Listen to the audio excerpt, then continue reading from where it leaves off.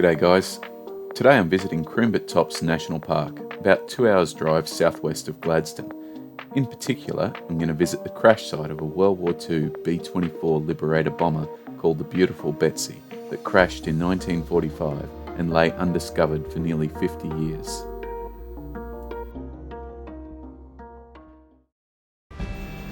The B-24 Liberator bomber still remains the most produced heavy bomber in the world.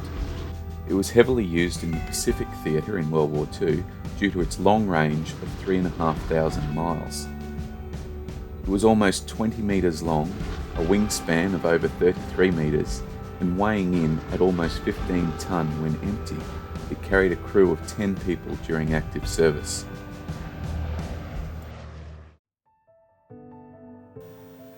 The wreckage of the Beautiful Betsy was not discovered until 49 years later, on the 2nd of August 1994, when a park ranger was checking the results of a controlled burn-off in the national park. Now, when researching this walk, I found a variety of different information. One site said the walk was 6 kilometres, another said 700 metres. As it turns out, the walk's only 400 metres. They say that you'll need a high clearance four-wheel drive to get to the walk. Well, you will need high clearance as there's a couple of little rutted out sections, but I did not need to engage four-wheel drive at all on this track. After seeing how little remained of the Stinson wreck, I was wondering if there would be much to see at all of the Beautiful Betsy, but there was a considerable amount left when you think about the fact that it hit so hard and it's been out in the elements for 75 years. The Beautiful Betsy was a B-24 Consolidated Liberator bomber. It went missing on the 26th of February 1945 with 8 men on board, consisting of 6 American and 2 British service personnel. The bomber was on what the US called a Fat Cat mission from Darwin to Brisbane.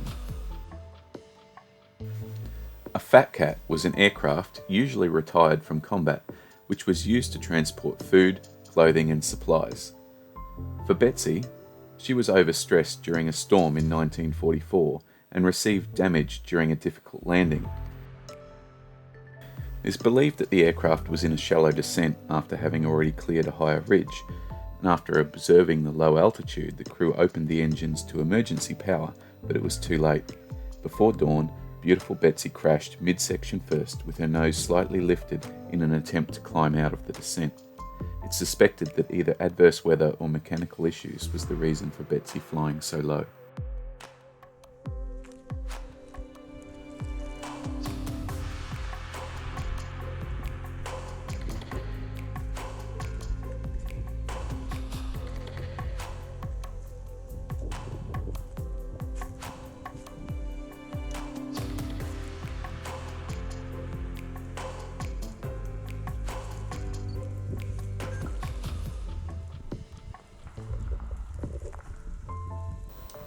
No parachutes were opened, no distress calls were transmitted, and the landing gear was retracted.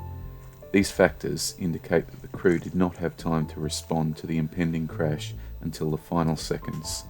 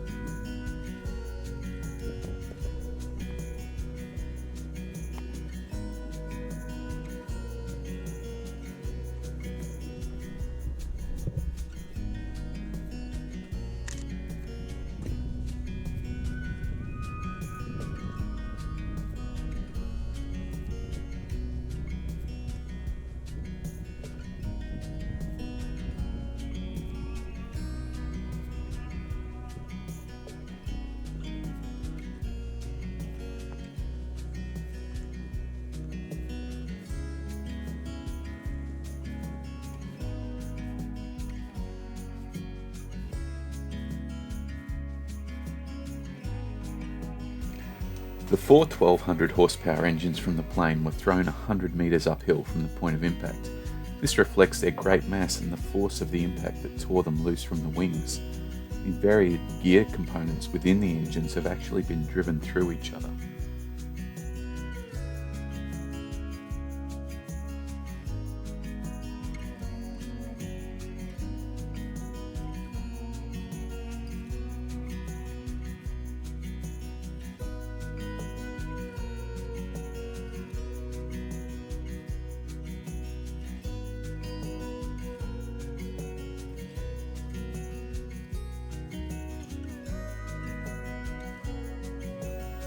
One of the men on board, Flight Officer Cannon, was on his way to Brisbane to be married in 4 days' time, and Flight Lieutenant Cook was to be his best man.